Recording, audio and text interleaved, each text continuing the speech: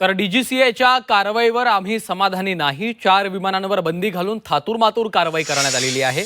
डीजीसीएच्या अधिकाऱ्यांवर सदोष मनुष्यवधाचा गुन्हा दाखल करा अशी मागणी आमदार अमोल मिटकर यांनी केली आहे। तर या प्रकरणात अजून कुणावरच कारवाई का नाही असा संतप्त सवालही मिटकर यांनी उपस्थित केला।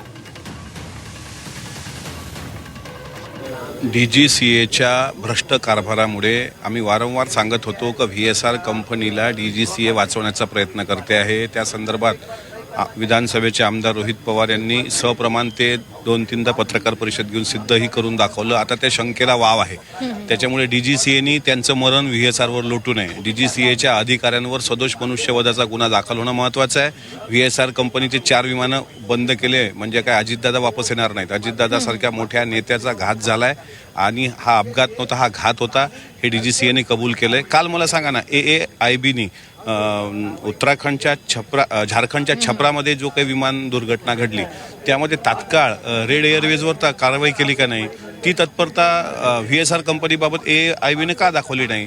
त्याच्यामुळे माझं स्पष्ट मत आहे की जितकी व्हीएसआर व्हेंचर कंपनी जबाबदार तितकंच डीजीसीए जबाबदार। डीजीसीएच्या कुठल्याही अधिकाऱ्यांना आम्ही सोडणार नाही।